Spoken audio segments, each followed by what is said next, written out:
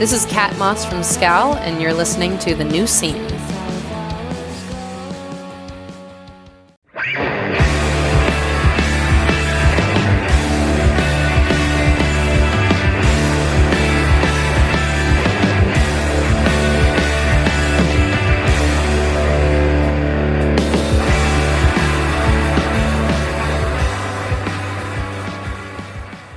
Hello, everybody, and welcome to The New Scene. I am your host, Keith, and we're back with another brand new episode. And on the show this week, we've got Nathan Gray of the Iron Roses. It's great to have Nathan back on the show. We cover everything in this conversation. He recently came out as non-binary, pansexual, and we cover that. And he talks about a lot of what he's going through now and before, just a lot of personal things that have happened to him over the years and how he overcame them. Nathan recently came out as pansexual, non-binary, so they discuss a lot of what's going on now since that announcement has been made, and a lot of what happened before. A lot has happened in Nathan's life, so there's a lot of good discussion around mental health and the things Nathan has been through and how they've worked through all of them. And of course, the Iron Roses, who have a new LP coming out this October on Iodine Recordings. It's a great conversation. It's a fun conversation. And there's a lot of good talk around mental health and those types of things. And I always like those episodes. So that conversation is coming up shortly. But first, here's how you can support The New Scene. Follow us on Instagram, Twitter, and TikTok at New Scene Pod. Shirts. We've got shirts available at our store at Death Wish Inc. Pick up a shirt. It's a great way to support the show. Reviews. Give us 5-star reviews on Apple Podcasts and Spotify. Hit that 5-star button.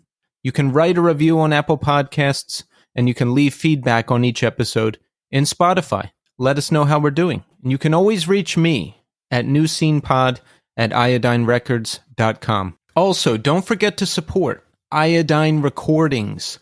The new LP from Horsewhip, Consume and Burn, is available now for pre-order. Pre-order yours today. I'm really digging what I've heard so far from this band, and I can't wait to hear the record. Garrison and Orange Island are playing a gig Friday, October 6th at the Middle East Downstairs in Boston. Get your tickets before it sells out. Also, the new split 7-inch from Garrison and Orange Island, Songs from a Central Massachusetts Mill Town, is available now for pre-order. That comes out October 6th. The Iron Roses self-titled LP, that's available now for pre-order. Hey Thanks have tour dates kicking off October 19th, and one of those is with the Darling Fire. Can't wait for that show.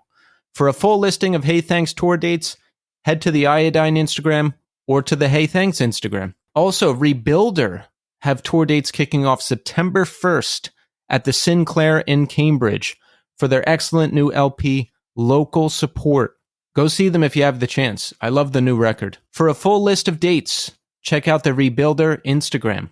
Sign up for the Iodine email list. You'll find out about everything first.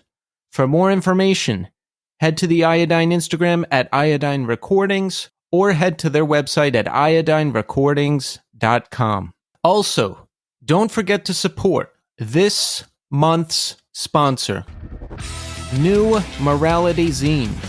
That's right, New Morality Zine is a Midwest-based zine and independent record label specializing in hardcore, post-hardcore, and alternative music. Check out the NMZ Memo Sessions. NMZ artists recorded a stripped-down version of one of their songs during lockdown, and you can hear these one-of-a-kind recordings on streaming services right now. Pre-orders are up for Curse the Knife's There's a Place I Can Rest. That's out September 8th.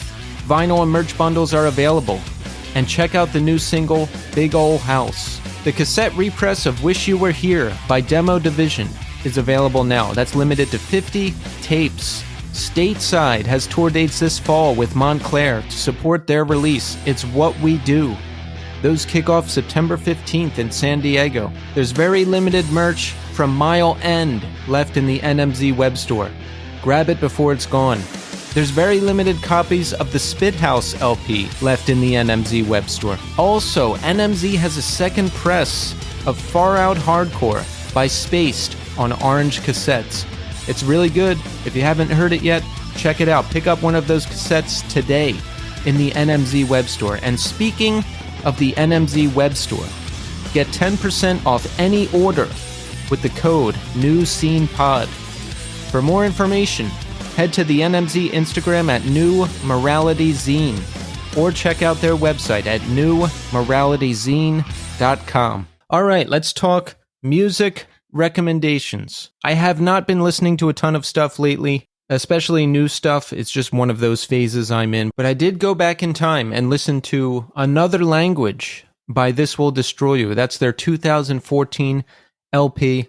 It's one of my favorites by them. If you haven't heard it before, you really should. It's an excellent, excellent record. This is the kind of record you have to put on and just get lost in. You know, it just takes you in and holds you there until it's done. My favorite track off the record is War Prayer. That ending, come on. It doesn't get any better than that. I'll add a track to the New Scene 2023 Spotify playlist. I put all of my recommendations there as well as all of our guests. So check out that playlist on Spotify. All right, so check back in with me in segment 3. I'll tell you everything that's going on with me. But right now, we are going to speak to Nathan Gray of the Iron Roses. Enjoy. All right, we are here now with Nathan Gray. Nathan, welcome back to the show. Thank you so much for having me. Yes, Nathan, it's great to have you back. You know, you were on again a few months ago for a guest host spot. Mm-hmm. Now, this is why I love you, Nathan. You are a true OG of the New Scene. That's true. You were on in the early days within the first 50 episodes or so.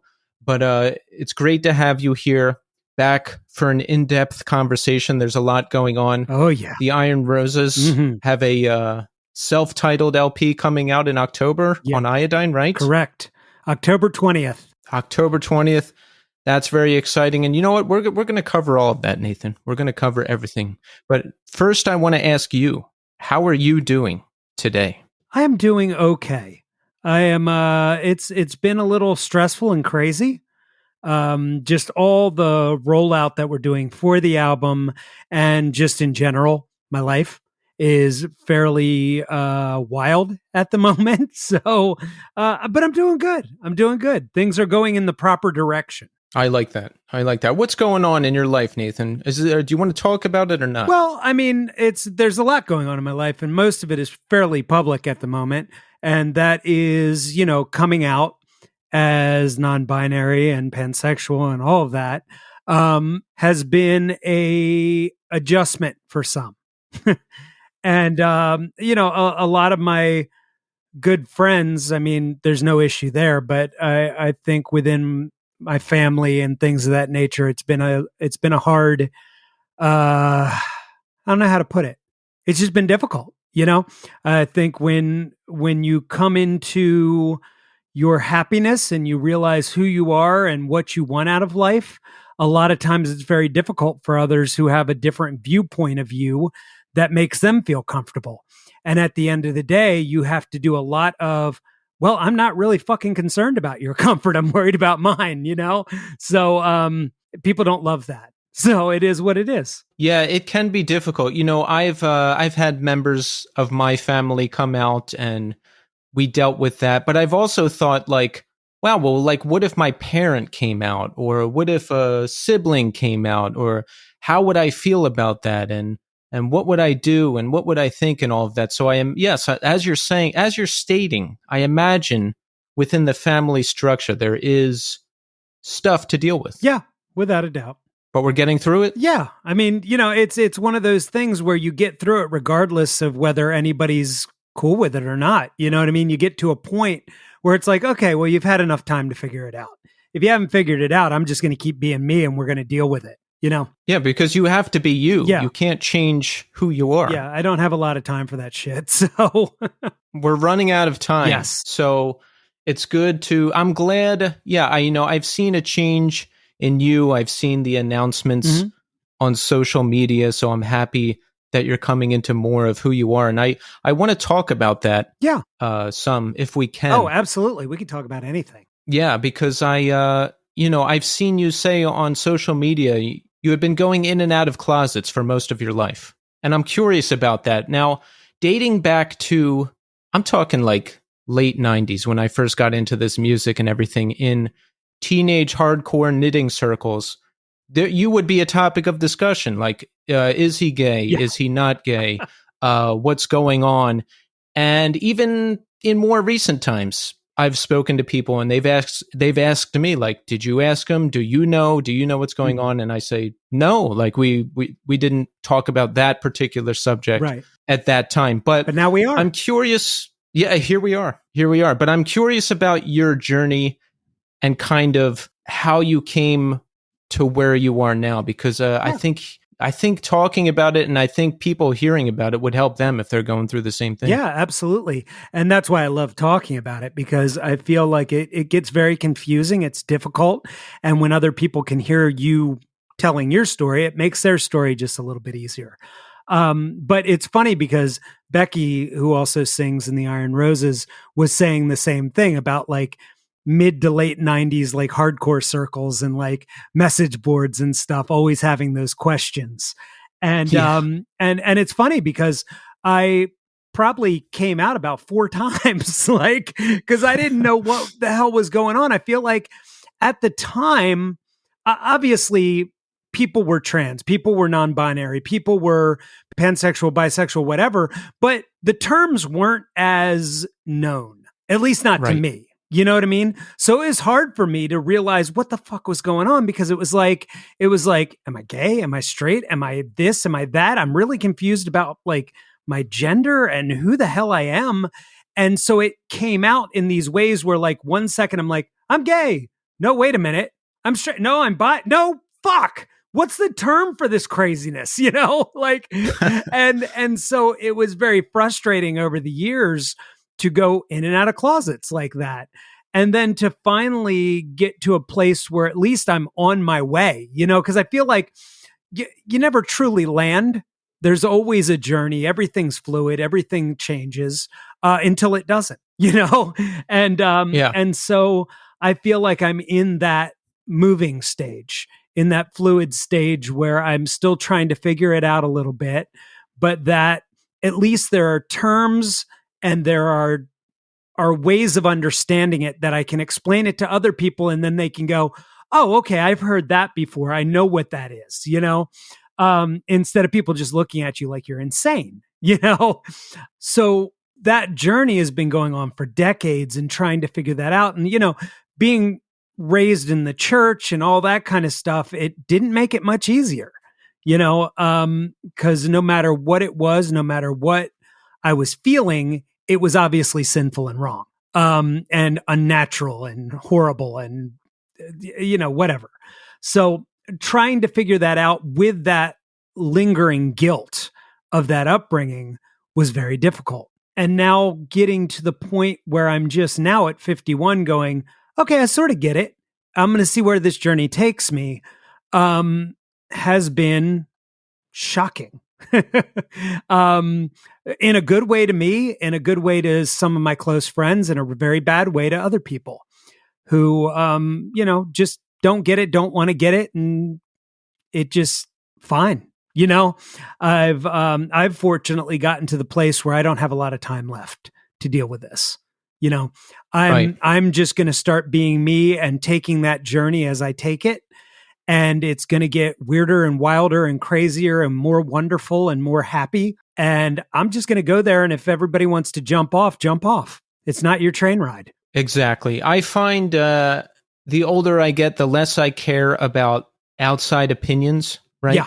Mm-hmm. Because they don't matter. Well, in most cases, they don't matter. Like my life used to be governed by imagined outside opinions of people that I don't even know. Right. Yeah. But I realize now, hey, these people that you're imagining are going to look down on you for this. Are they going to be there to help you when you need to move? Or are they going to lend you money when you're down financially? Are they going to visit you in the hospital when you're injured? No, they're not there. They don't exist. They don't care. Your friends are your friends. Mm-hmm. The people who care are the people who care. And that's it. Yeah. And I've even found that even within close relationships, there are times where it's like, well, your opinion doesn't matter as well. You know, you don't get to have an opinion on someone's existence. I mean, you can, but we don't get to hang out at that point. You know, I'm done. Like, go have an opinion somewhere else about it. It's not your life. Exactly. And it's not as cut and dry now as it was back in the day. You know, talking about the late 90s again, it's like, are you gay or straight? Yeah. Are you lesbian or straight? Mm-hmm. And that's it. Yeah. But now there's a lot more identifications. There's all kinds of different definitions now. It's just based on the specific person and how they define it. Yeah.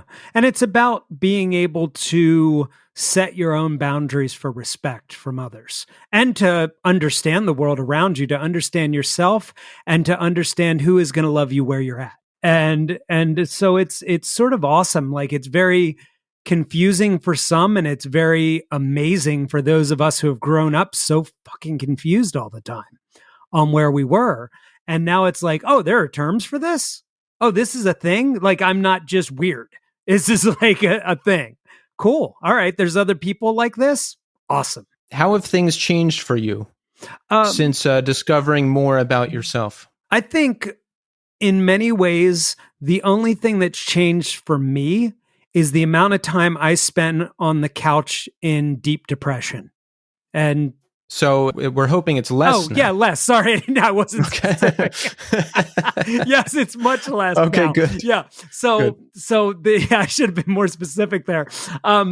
It has made me much happier, and it's funny because, like, life is never like, oh, depression's over and I'm fine. But when you are in a better place mentally, emotionally, with who you are, it makes those low times so much easier to get through. Like, I don't find myself just wiped out for like a whole week. It might be for a day, you know, it might be for a few hours, but like overall, I'm happy, you know, because I'm on the journey that I want to be on, as opposed to someone else's journey that they think I should be on. So it makes it much easier. How did you feel restrained before? You mentioned someone else's journey. Is it just society? Is it family? Is it all of that? All of the above. I think that, you know, number one, I had to get through something that I don't remember if I talked about it on this show before, but I have in the past 5 years talked about the sexual abuse that I dealt with in the church. And there was a lot of confusion in that too. I had to get through that and get to a place where I could forgive myself and heal myself before I could get to this part. You know what I mean? It's been such a crazy, wild journey getting through all these different traumatic experiences and things going on. You know, recently I did a post where I burnt a picture, an old picture of me at 13. Because I was hanging on to it. I was hanging on to this vision of this 13-year-old who had been horribly wounded in the church, who had been abused and taken advantage of. And it's funny because I'm talking about it now, and normally by now I'd be in tears talking about this, but I'm not, because I got to this point where I was trying to save that kid. You know what I mean? Like, it was years and years and years of trying to save this child inside me. And finally, I got to a point where I had to let him go. And I had to realize that I was taking up so much time in my present and risking my future by dealing with this thing in the past that I needed to get through to move forward. And that's where I am now. I burnt that picture and I did a thing of it online, which is sort of like a little ritual you go through, you know what I mean? To go, that's it, you know? Yes. And that was literally it. It doesn't come up in my head anymore. It's not a thing that I deal with.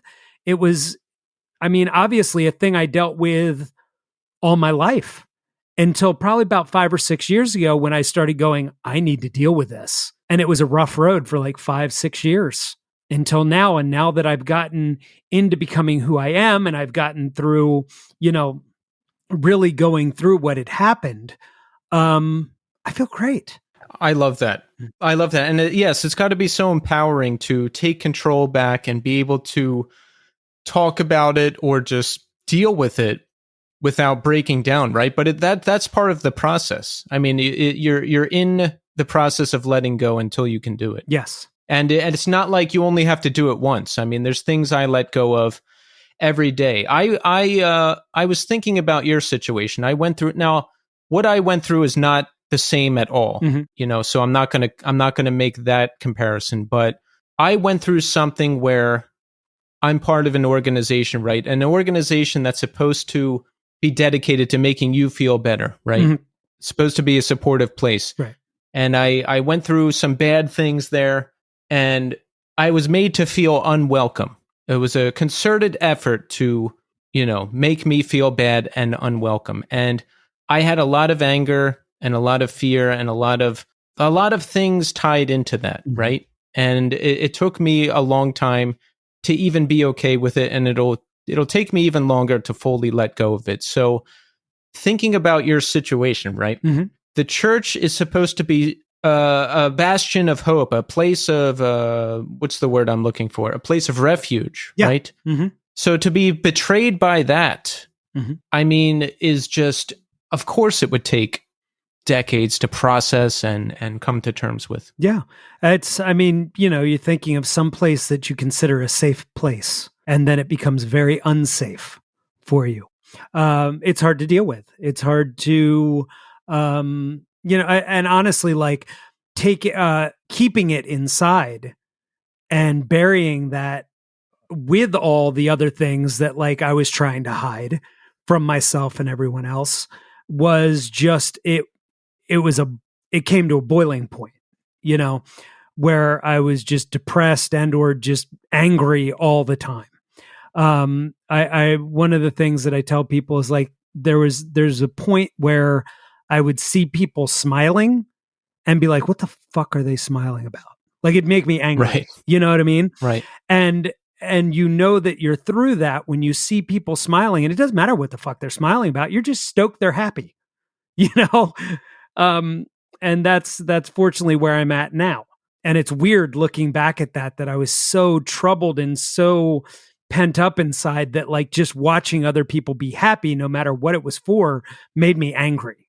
It's odd, right? I've gone through that too, where seeing anybody happy or friends really made me angry. And now I look at people who I don't even particularly like. Yeah. And I'll be like, I hope they're doing great. Yeah, I hope they're happy. Yeah. Yeah. I hope everything's all right. Yeah. So even in recent times before you came to terms with everything, were you still depressed? Like you mentioned, less time depressed on the couch. So are we talking like even in recent years you would be depressed? Oh, yeah. I mean, through the past like 5 to 6 years when I was dealing with all this stuff, it was awful. The highs were high, the lows were low, and even now I'm not going to try to tell people, because I think it's irresponsible to tell people that they can just get rid of depression. Right. There is a chemical makeup there. But being happy with yourself and or medication helps you be better equipped to fight it and put you in a better place. Now, with me, I haven't had to do any medication, but some people do. And I think it's important that if you need that you still do that.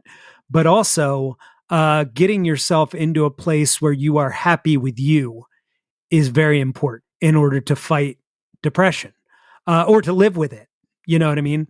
So I would just say, like I said, I spend much less time buried in it and much more time struggling with it, which I prefer to be able to be in a place where it's like, oh, I feel it, I'm going to fight it, and instead of just going, here it comes, fuck it, I just want to die, Right. So, yeah, I would say that's way better. 100%. Yeah. The human brain is an odd and powerful thing. It's us, right? It's just us with our thoughts and ourself. And you would think that we know ourselves better than anybody and can just be like, oh, it's this, let me work through this, let me come to terms with this. But it just doesn't work like that. No. Like, for example, I was an addict for many years, and I really struggled with self-hatred and depression and things that happened to me when I was younger. And it took years and years of recovery community and seeing a psychologist on again, off again for years to even begin to understand any of what was going on with me. So it's not like you can just sit there and will happiness into existence. Like for me, it took a lot of help. Yeah. And what about for you? I mean, how did you work through everything? Well, I think it's important what you said for people to hear is how difficult it is. Because unfortunately, a lot of times people that struggle with depression, they see other people on like Instagram or somewhere else just doing these quick fix videos, Oh, all I had to do was this. No, fuck you. No, you didn't. Like that did not happen. There is no quick fix for depression. There is no quick fix for mental illness. There is no quick fix for mental health. It is all very personal.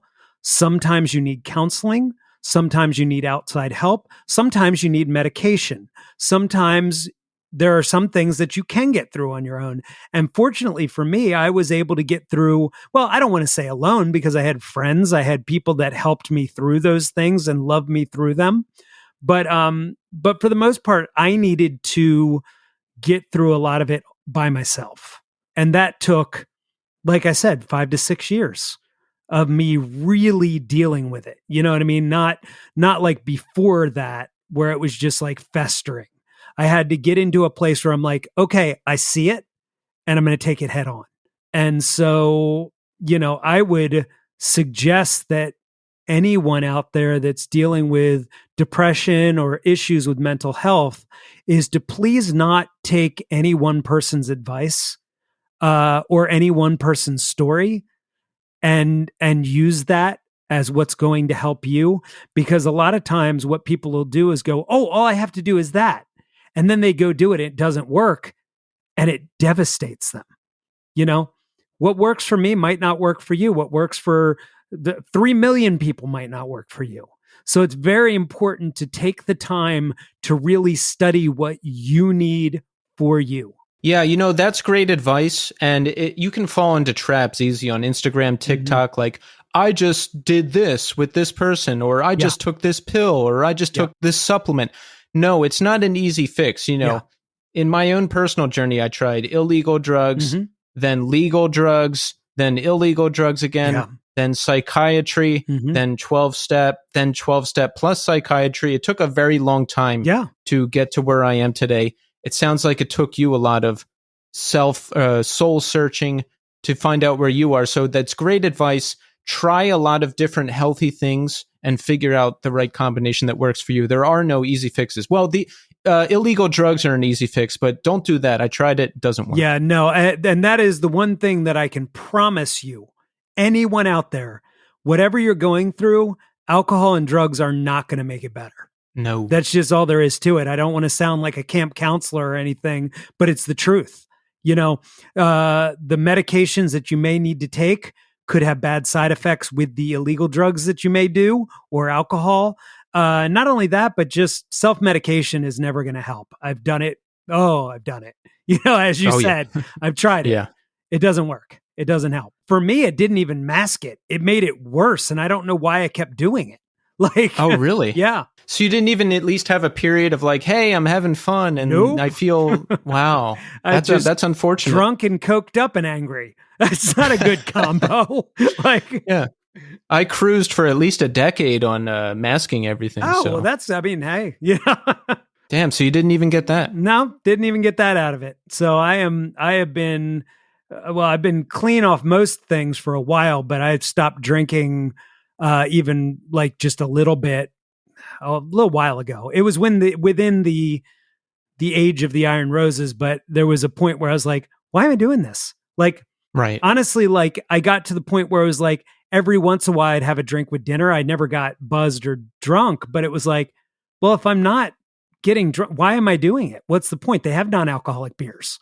Like they have, like if I want the Seed Lip, whatever, the non-alcoholic like booze stuff, like I could just do that if I want the taste of something.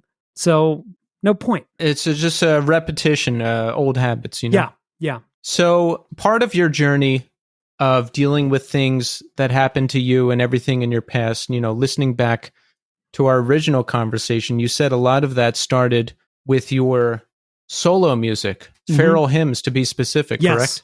Yes. And that you had a lot to get out personally, and that some things that you had never fully addressed in the way that you did before, you began to address on that record, yes? Yes, without a doubt. Several things. Number one, Echoes was about the sexual abuse that I had gone through. But also, funny enough, I felt compelled to put a cover of Boy Sets Fires Across 5 Years on there because I was starting to deal with who I was as being queer. And that song is about an ex-boyfriend. And that song, who's still a friend of mine to this day, it was about that relationship and me cutting it off because I was afraid of who I was and where that relationship was going. And it's funny because I hadn't talked about that song with Boy Sets Fire because I remember a time we were playing a show and it was after the show. A guy came up and asked me about Across 5 Years, said how meaningful it was to him. I was like, oh, that's awesome. And I was like, fuck it. You know what? I'm just going to tell him what it's about. And I did. And his face just dropped. And he was like, nah, well, I guess that doesn't really mean that much to me anymore. Oh. And just broke me. It was just like somebody spitting in my face. Wow. And I just, okay, well, I'm never going to share that again, with anyone. That they can just make up whatever they want about that song. It's not about that, And so I think that putting Across 5 Years on it was my defiant moment, to go, no, fuck this. I'm going to keep hanging on to this song until I can explain to the world who I am. That's good. That's good. And one thing that struck me, one thing that always stuck with me from that conversation that we had a couple years ago, when you started to perform those songs, you said there was men at your shows who heard what you were saying and they were able to finally talk about things that happened to them, like with their girlfriends or their wives or whoever was close to them. I think that's extremely powerful. That was, I would say, getting into, I did Feral Hymns. I'm trying to remember when I did a double live album sort of thing in Europe. And it was right around that time where people were coming out to the shows. It was almost like a counseling session. Like I would talk about all the things that I needed to talk about. And then it was really cool because either, some guy would get in touch or come up and talk to me about it, or more than once. Usually it was their girlfriend or wife coming up and thanking me for letting her understand where her husband or her boyfriend were at, because they finally were able to have words for it and to be able to tell her. And then, like people who were on the verge of breaking up and just calling it quits. And then finally this guy was able to be like, oh shit, I can talk about this. And so then they talk about it and everything didn't get better. I mean, it didn't fix everything, but it got better, and they were able to finally communicate and understand one another.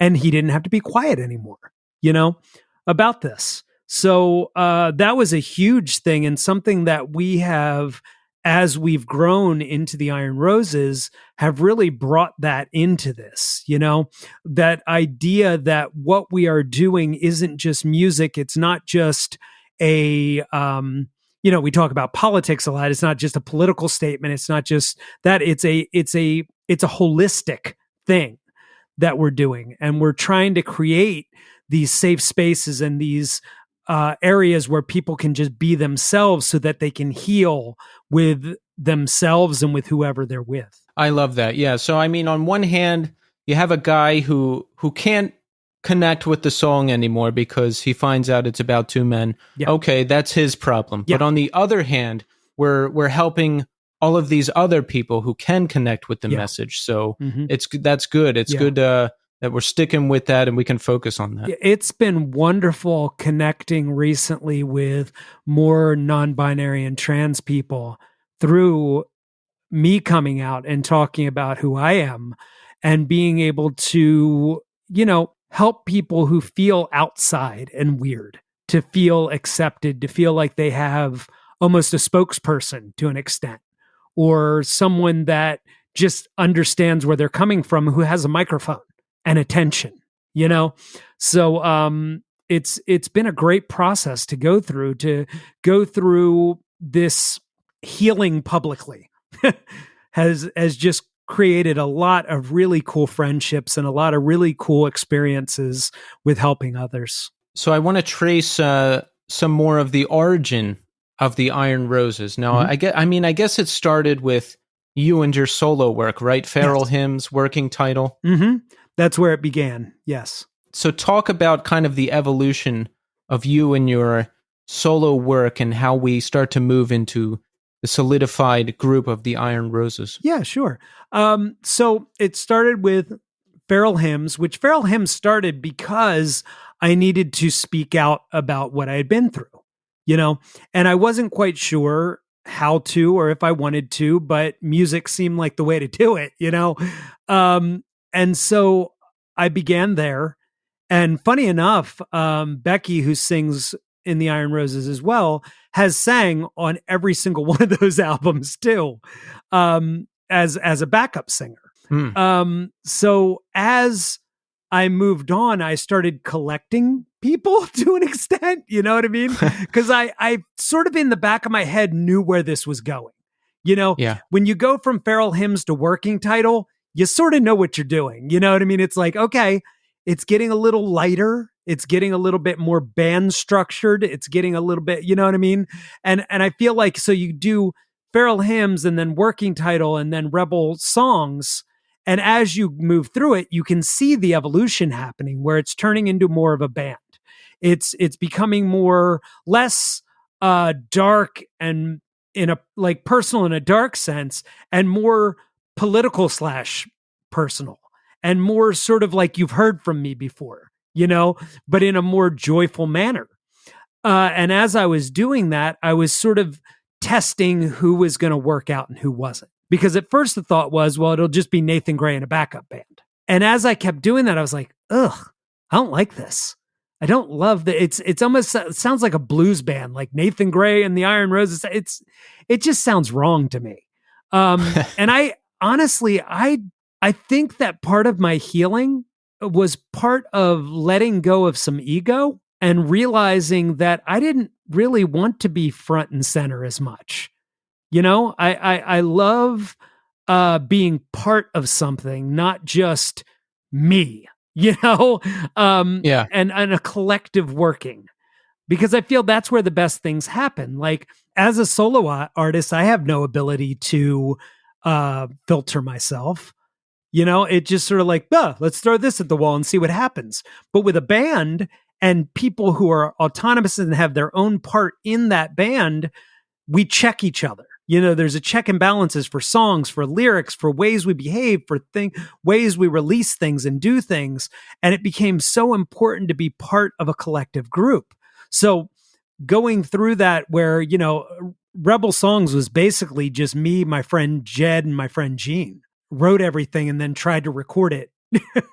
And when we did that, obviously Becky came to the studio and did backup vocals, but also at that same time, Phil, who plays guitar in the Iron Roses now, it's funny because we joke about how we collect people, because it's like you come in to do like a cameo part and we grab you. It's like, oh, you're ours now. Like you live here now. So Phil came in to just do a few rapping parts. Because I had learned of him as a hip hop artist and I loved what he did. And Rebel Songs was delving into sort of hip hop and reggae stuff. And I was like, well, I should bring someone in who knows what they're doing. And not only that, but I needed to test my own shit against him, with Radio Silence and Look Alive and stuff like that. Like I had to look at Phil and go, please don't let me sound stupid. Like I'm going to be doing a little rapping here and I need you to make sure if this sounds dumb, tell me not to do it, because you know what you're talking about. Right. And he gave me the okay. He was like, no, this is good. You're doing it good. It's in your own way. It doesn't sound like you're mimicking or copying. You're doing it in the way you would do it, and it sounds great. So that was great. And it was funny because I think I even remember like having Phil there and looking across at the table and Becky sort of giving me that look where it was like, yeah, he's not going anywhere. Like, I was like, so do you play guitar? And he did. So we captured Phil. And so it was like, at that point, then it was like, okay, it's me, Becky, and Phil. We're doing this. And oh, sorry, actually a little bit further back with Working Title, I had brought Michael into the band who plays bass now. So this is how clusterfucky and crazy it is, because it was all these different members at all different times, and certain ones stuck and certain ones didn't. So I'm only going to talk really about the ones who stuck, but I remember Michael is the only person in this band that probably didn't come from like a hardcore and punk background necessarily. Like, he was a Boy Sets Fire fan.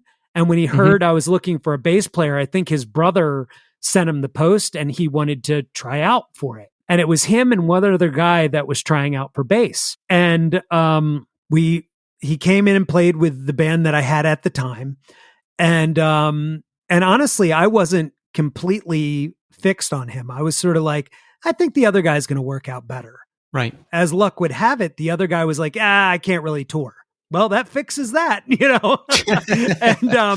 and so Michael came in, and it was the best mistake I've ever made in my life. You know what I mean? Like, it was one of those things where like Becky and Phil were obvious. Like, it was like, those are obvious people that are going to be here. I didn't know Michael from shit. And I had no idea. Like, he came in with the goofiest ass looking bass. I was like, oh God, no, I can't. Like, the aesthetics of it were like, oh, he loves Tool and like all this tech metal stuff. Ugh, like, this isn't going to work. And as I got to know Michael though, and as he started being able to bring what he does to our style of music, I am so glad I did not fuck up and tell him no. Like, he is perfect for this band. And you'll hear it on this album, like the bass lines that he comes up with. Like, I listen to that album and just go, oh, I'm so glad I didn't fuck that up. Like, and he's the sweetest human being in the world. Love him to death. Yeah, it's interesting. There's a lot of preconceived notions in music, right? Like, I was thinking about this earlier today. It's very like, oh, they have the wrong look, or, oh, they did this thing the one time, or, oh, I don't know them that well. And now that I'm involved again with playing, and now that I'm talking to a lot of musicians, it's great when you break through those. And I do it too, but it's like when you break through those preconceived notions and you get to the root of the playing and the people that you're with, and it's just really hitting and it's really connecting. It's a really great thing. Yeah. And then like, so with drummers, it was actually one of those things where it was just who was available, because we had Jake, my friend Jake, was playing for us. And he just, he got in a relationship, he got a house, he just couldn't do it anymore. And then same with David, who played on the last Iron Roses album. He played on the album, but then he couldn't tour or anything. So we got very fortunate to find Steve, who plays with us now, who can actually tour and commit to what we're doing. And he's great. He's the baby of the band. But then Pedro, God, we went through so many guitarists. But so me and Becky and one of the guitarists we had at the time played an acoustic set with Amberetta and in Philly, and Pedro was playing with Amberetta. And it was one of those things where I didn't notice at all, but Becky had her eye on him and jumped into his DMs and just sort of started talking to him. And she's cracking up and blushing right now. She's sitting here like, what the fuck are you saying to people? You did though. You did though. So she got into his DMs, slid into his DMs. Got to. And started talking to him. And then, when the other guitarist we had sort of, it was obvious it wasn't going to work out. We're like, so you want to try this? And Pedro came in and it was just like, there it is. There's the missing link. We've been trying to look for the people who are in, and it is me, Becky, Michael, Phil, Steve, and Pedro are it. Like, I couldn't imagine anyone else in this band. I love it. Yeah, it's really hard to find a solid lineup. Like the band I'm in now, 3 out of 5 of them, well, they were all based in Florida. And then 2 guys from New York ended up being the rhythm section for this band that's now split between Atlanta and Florida. It can be really hard to find the people. And it sounds like it was for you to some degree. And even now, and it's only because everyone's so committed. So Becky and I live in Elkton, Maryland. Phil lives in Cincinnati, Ohio. Steve lives in like northern New Jersey. And Pedro lives in Richmond, Virginia. So wow. It's still crazy, but because everyone's so committed to what we're doing, it makes it easy, and it takes a lot of driving. It takes a lot of working, but we make it work. And we've made, after this album that we just recorded, we literally sat down, we created an LLC with this band, and we made a commitment to each other that we were going to do 2 years. After this album releases in October to see where it goes. We're going to be all in. We're going to do everything we can to make this move forward. And in 2 years, if we see that this is taking off, awesome. If it's not, fuck it. We'll just play every once in a while, Yeah. But from what I can see, it seems to be doing okay. So I don't have a lot of worry. That's great. Yeah, I think the move from Nathan Gray and the Iron Roses to just the Iron Roses was a good one, because I can't speak for everyone, but for me personally, when it's like Guy and the people, I have a harder time connecting with it. Yeah, because it just presents itself as the structure of like, here's this person with this backing band, kind of like you were talking about. Yeah, and I think people connect with bands. And I've said this a couple times recently on the show, but I think it's true. Like, it's like the mythology of the band. Yep. The story of the band, the individual people of the band. Yep. We grow with the band. We have experiences with the music. We're growing together. 100%. Right? It's like, it's all tied in together. Yeah. It's such a more important feel than somebody and the somethings. Like it just doesn't, unless you're playing like blues or Americana rock or something, you know what I mean? Like a punk band, it doesn't work. Like it's just, you gotta, there's the whole mythos of the entire band, and there's that energy of the entire band. And when you just have one person at the front and a bunch of people in the back, it doesn't connect with people like a full band does. Right. So we have the band, we have the people, and we have this new record coming out, which is very exciting. Self-titled record, The Iron Roses, right? Yes. And there's one single out there now, everybody, Screaming for a Change. Yes. So check that out if you haven't heard it yet. Please do. I love it. I love what you guys are doing. Let's talk about this record. Yeah, let's do it. All right. So what's some of the inspiration? What are we singing about?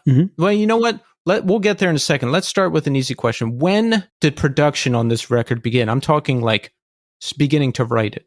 Ooh, let me see. I'm going to fact check this one with Becky on this. So when did production of this start? Like it was right after Rebel Songs, right? You never stop writing. Yeah, okay. She said I never stop writing. So that's actually true.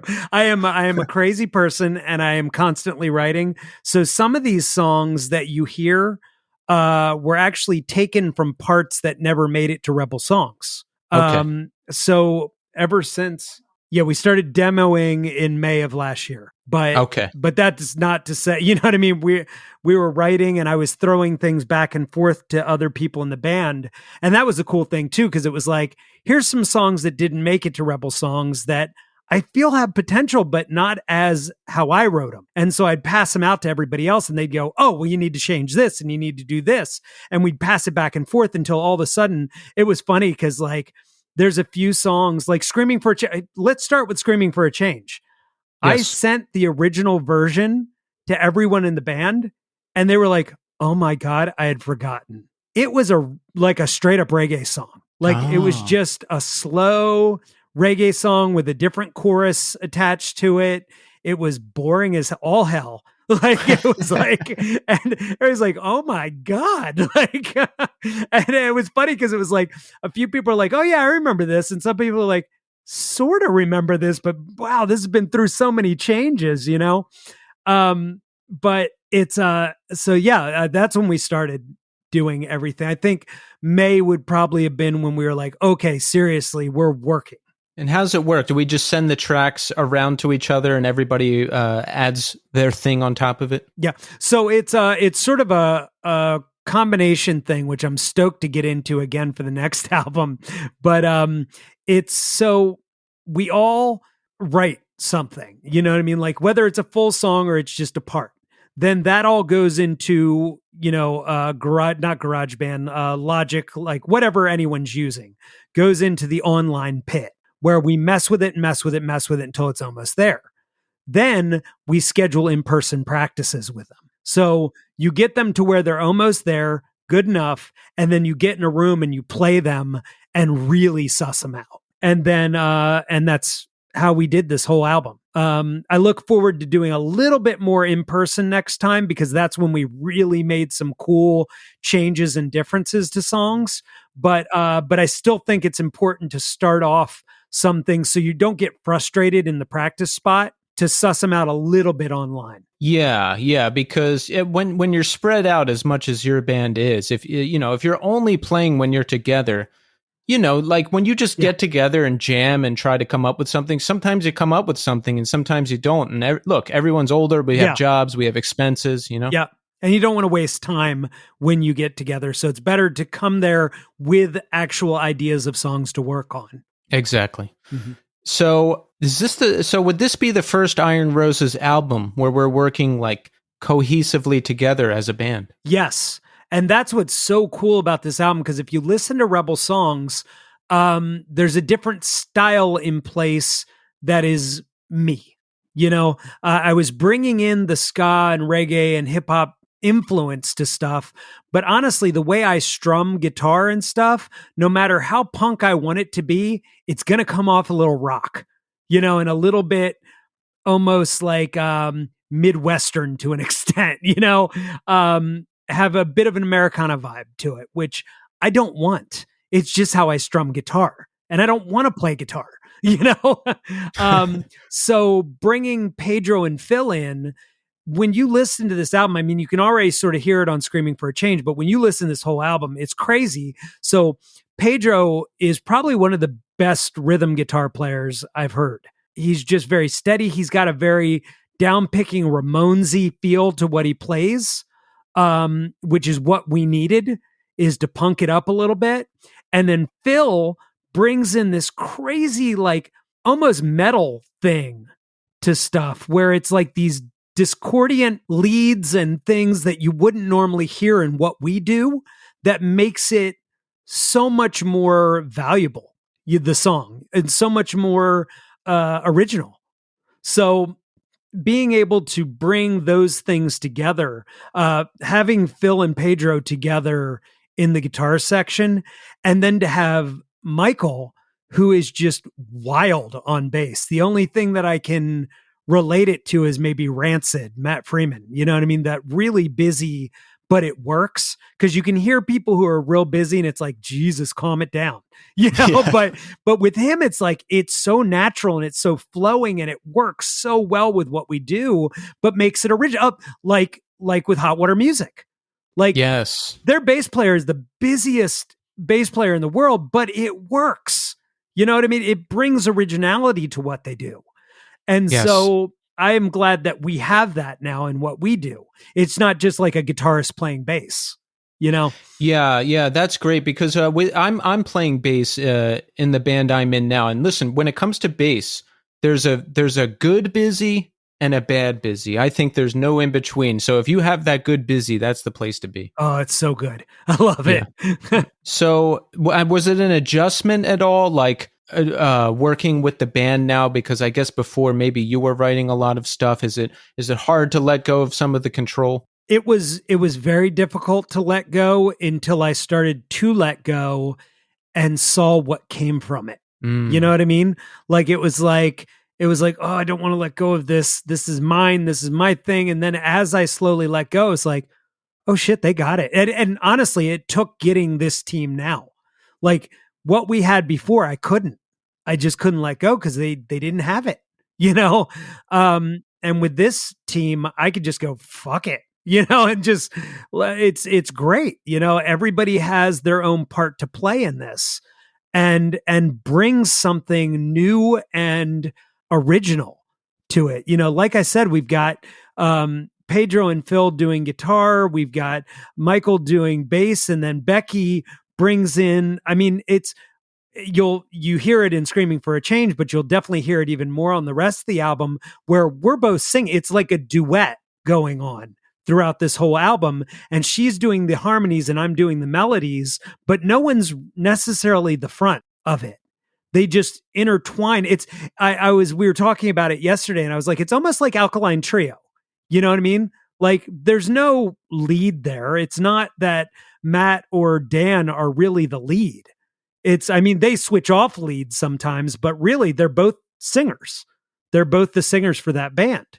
And that's how it works with us. And it's just so cool to do something original and not just do something because I want to do it. You know, to be able to stand back and be very proud of what we've all done and what we've all contributed to this collective awesomeness. I like that. And that's the thing with working with a band. You know, it can be difficult and there's a lot of personalities and dynamics and all of that. But the results that you can get with the right people are unlike anything else because everybody brings their own flavor. And if we have all the right flavors, we have an incredible dish. Yeah. I just feel so connected to this now. And you can tell it in like how people are receiving it too.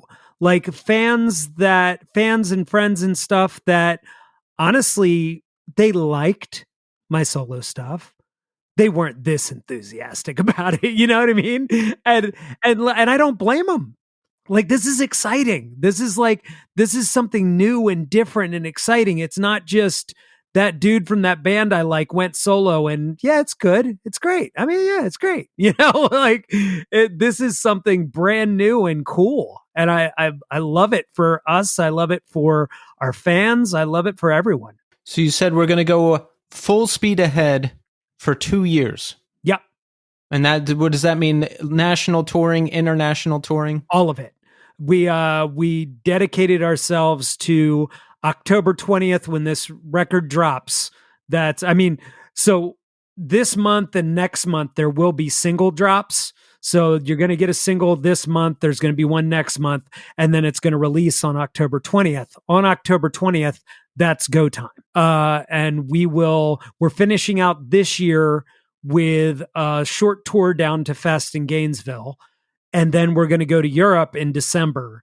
And then when January hits, it's hitting. You know, we have determined that we're going to be out on the road doing what we need to do to grow this band and make it work. And we've all committed ourselves to that. I love that. And it sounds like it's going well, right? Is there still resistance from fans, or is there still no legacy of Boy Sets Fire to work through, or are we getting through it?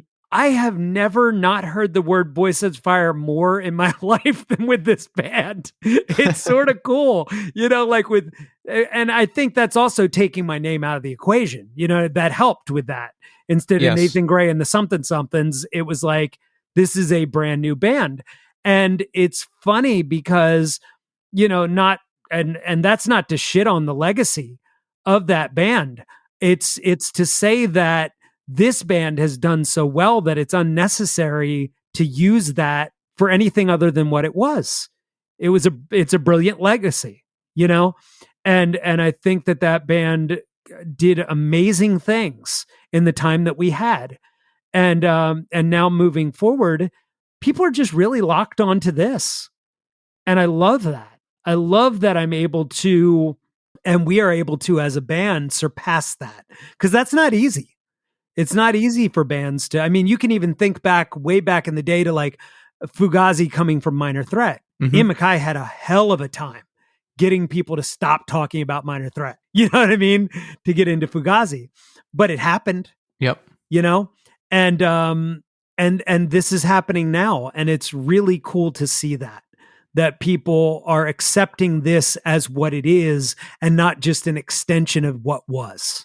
I like that. I like that. Yeah, and it is its own thing. You know, when we look at the Iron Roses, when we listen to it, it doesn't just sound like Boy Sets Fire Part 2. Right. And I think that's a good thing, because it's like, all right, if you're in one band and it's popular and it has a legacy and all that stuff, but then you like break up and just kind of start the same band again, it's like, well, why? Yeah. And I've heard that. It's funny from like, there were a couple of bands, and I'm not going to name them because that's rude, but like there were times where like people who played in other bands, they'd go and do another project, and it was like, wow, that just sounds like your other band. Why are you doing this? Like, you could just go do that, you know? Yeah.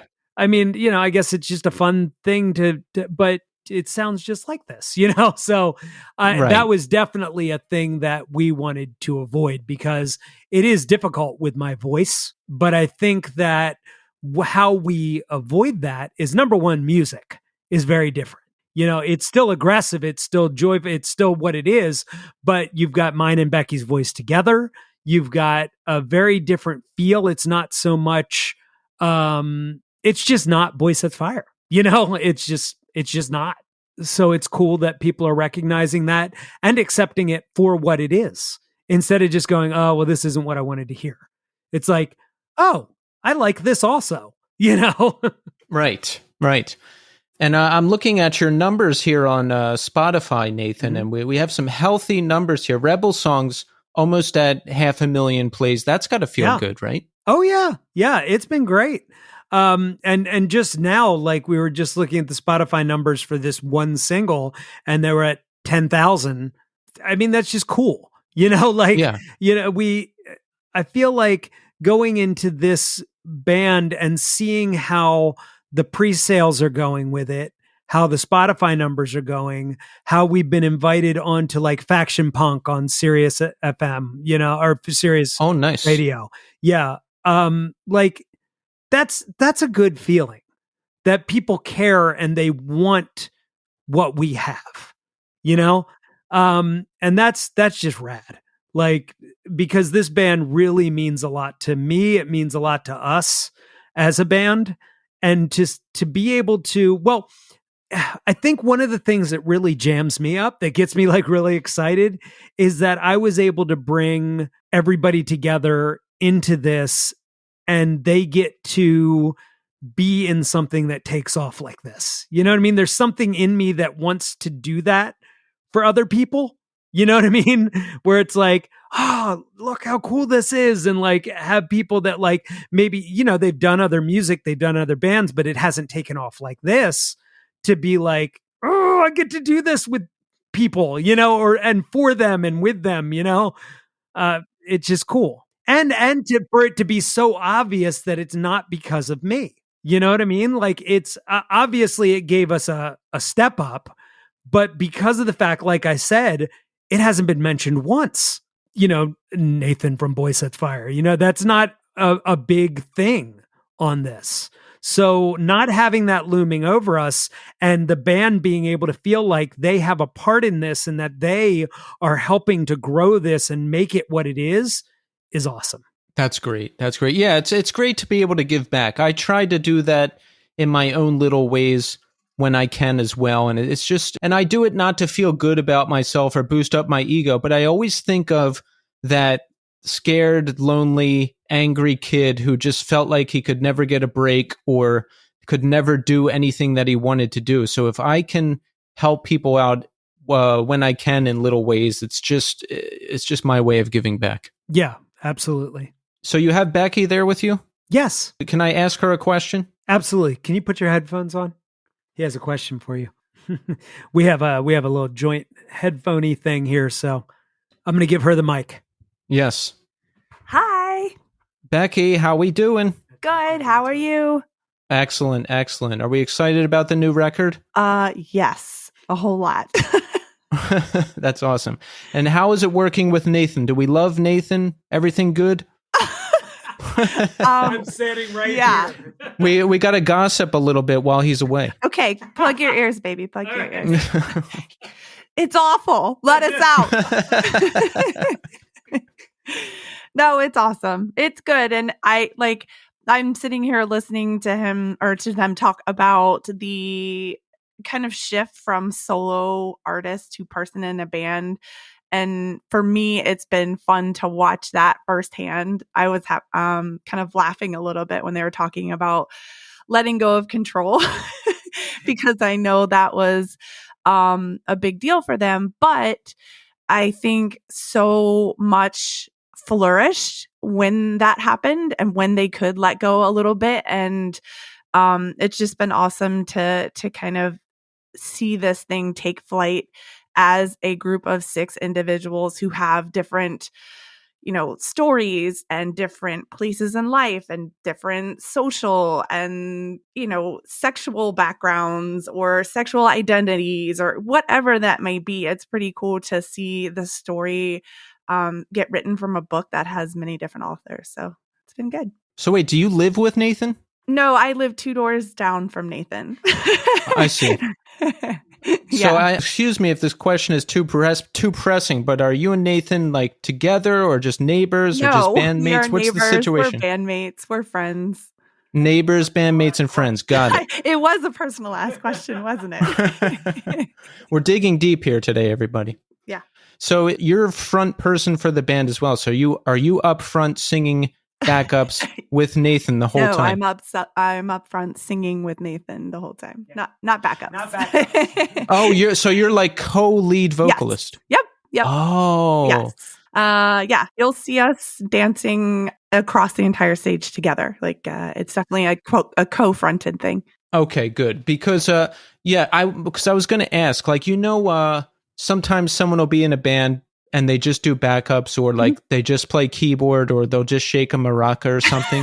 Like whenever I watch a band that's doing that, I get anxious because I think like, what would I do the whole time? Yeah. Like I'm not much of a dancer. I can't really groove too much. What would I do? Yeah. I mean, I definitely started in that place. Like Nathan said, I have been doing backing vocals on other solo albums, but I have grown with the band itself. So I am no longer a person with tambourine in the dress in the back. Now I am other maniac on stage, dancing and screaming into the crowd and sweating with the best of them. So excellent. Well, thank you, Becky, for enduring my questioning and. Hey, I'm looking forward into running into you one of these days. No worries. Yes, we'll do that. All right. You did this the most complicated thing you have. You should have just seen how I just crawled under that microphone. Okay, I'm back. Hi. Hey, thank you. Thank you for entertaining me there. I figure while we have Becky, yeah, no, of course. Yeah, absolutely should. We're actually in the future making sure that most interviews are done with her and I. Excellent. Yeah. Okay, so we've got the album coming out October 20th on the wonderful Iodine recording. So everybody, we got to pre-order that, right? Oh, you have to. And honestly, you better do it quick because it's the vinyl is selling out quick. We have sold out of the probably 1,000, I think it's like about 1,000 pieces of vinyl out there in the different distribution areas. We've sold close to 700 of them. Oh, great. Yeah. So if you want vinyl, you better get it now. And you've got those tour dates coming up, I think in December, right? Those kick off in Germany? Yes. Yeah. So we have some tour dates down to Fest in Gainesville in October, in the US, just down south, which we're probably going to be talking about this week online. But we have already announced, in Germany, and there's like one show in Switzerland, I think, in December. Wow. That's got to, touring Europe must be the best. I haven't done it yet myself, but I know you've done a lot. It's got to be a lot of fun, right? Oh, yeah, it's great. It's awesome to see new places and to hear different languages and accents, and just it's just cool to travel, and to see different places and how they work. Yeah, see, I thought I hated traveling, but it turns out I just hated traveling for my day job, Yes. Yeah, there's a big difference. Yeah, I did a little run with my band recently, and it was the most fun I ever had. Yeah.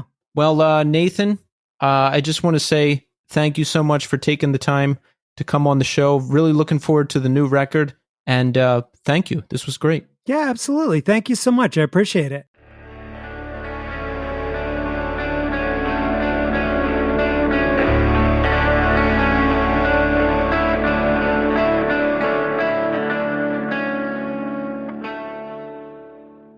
And there you have it, Nathan Gray, with a special guest cameo appearance from Becky Fontaine. That was a great conversation. Always happy to have Nathan on the show.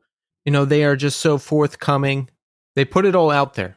Everything that they shared about their past and the mental health journey and how their music has helped other people throughout the solo career and moving into the Iron Roses. It's just very compelling stuff. And the thing that Nathan said that stuck with me the most is, I'm on the journey I want to be on, rather than someone else's journey they think I should be on. I relate to that because for so much of my life, I had pressure from other people. Well, not so much pressure from other people, I guess, but me doing that to myself, thinking I have to go to college and I have to get some type of job in business and I have to give up on my dreams and all that stuff, which is not true. I'm lucky that I'm in the position now where I can be doing more things that I want to be doing and making choices for myself, because for way too long I was making choices for other people or just trying to be somebody who I wasn't. So I'm glad I don't have to live like that so much anymore. But great conversation from Nathan. Really happy to have you back on the show. So thank you, Nathan. So let's check in, huh? How are we doing? Well, I'm doing okay. Listen, there's nothing going on. It's been a quiet weekend. Just a lot of sitting around. A lot more gaming, which I'm actually taking a break from tonight because I'm a little burnt out. But there's just not a lot going on. I'm working on the podcast, working on music in various bands. That's my focus right now. And again, looking forward to the end of summer and the beginning of fall. So since there's nothing going on, let's check in and read some listener feedback. How about that? Okay, so they have this Q&A thing on Spotify. Some people have been leaving some nice comments about some of the episodes. Let's take a look. Episode 184, Dave Neesmith of Bats and Mice and Sleepy Time Trio. Jeff Muckensturm says, this was an incredible interview. So great and inspiring. Thank you. No, Jeff, thank you. I'm glad you enjoyed it. All right, episode 180, Ray Gun Bush of Chatpile. Tanner Green says, Ray is the man. That's right. Ray is the man. And it was awesome talking to him. Really liked that episode. Episode 171, Cat L of FOM. Darth Maz says, Cat is genuine and FOM is just a straight fire of a band. Sucks they are ending, but I'm glad I got to photograph them and see them a few times before its end. If you slept on them, you're shit out of luck. It's true. Great band, great person, great episode. And finally, episode 166, Sergey Lubkov of Sam I Am and Ways Away. Tim Baker says, thoroughly enjoyed this interview with Sergey. Sam I Am has been my favorite band for 30 years. Sergey is a great guy, great questions, and nice pacing. I was engaged the whole time. Thank you, Tim. I love to hear that. Pacing compliments and good question compliments are my heroine. I love them. Speaking of, I heard from Nigel, who wrote to me about the recent episode with Marshall Gallagher from Teenage Wrist. Nigel says, you asked all the right questions. Superb job. Subbed on YouTube. Keep up the good work. Thank you, Nigel. I've heard that more than once, that I ask good questions or that I ask the right questions. And it's one of my favorite compliments to get. So I'm going to keep doing it. So thank you, everyone who's listening. Thank you, everyone who's written to me. You know, our audience has grown a lot. Our listenership has grown a lot over this year. So I just want to say thank you to everybody for giving me the motivation to keep going. It's a lot of fun, and I like doing it. So that's it this week. I'm back next week with a new episode and a new guest. So thanks, everybody, for listening. And until next time.